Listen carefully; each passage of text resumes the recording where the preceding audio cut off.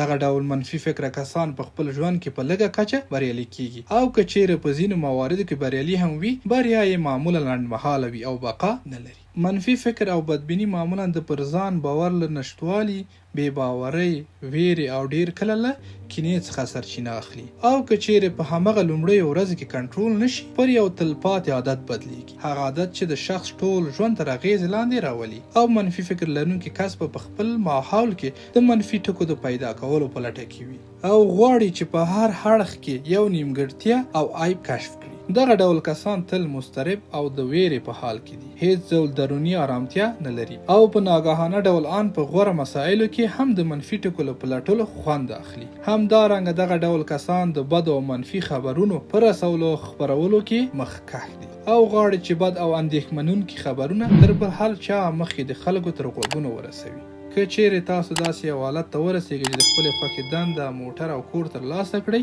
منفي فکر لرونکي کسان به په دغه مسایلو کې یو زر او یو دلیل درته راوړي. د بیلګې په توګه وایي به چې دغه دنده ګڼ شمېر خطرونه له ځان سره لري، فلانی کس هم په دغه دنده کې له یو لوی غم او مصیبت سره مخ شوی، یا دا چې دغه کور چې تاسو اخیستی دی دغه او هغه ډول ستونزې لري. په خلاصه ډول ویلی شو چې دغه کسان له ځمکې او اسمانه شکایت کوي او هیڅ کله له ژونده خوند نه اخلي، که څه هم د خوند اخیستلو څرګندونې کوي. د دې برخلاف مثبت فکر په کورنۍ او بالاخره په ټولنه کې د سالم چلند یوه بیلګه ده. دې ته په پام سره چې د هر چا د ژوند راتلونکي تر ډیره حده د هغه په لیدلوري پورې اړه لري. مثبت فکر کولی شي د شخص لپاره د هغه د بریالیتوب او نیکمرغۍ پایلیزه واوسي. البته باید ووایو چې یوازې مثبت فکر بسنه نه کوي، بلکې په ژوند کې مثبت لیدلوری کولی شي انسان د بریالیتوب لوري ته واڅوي. د مثبت فکر او لیدلوري یوه بله ګټه د سالم روح او روان درلودل دي.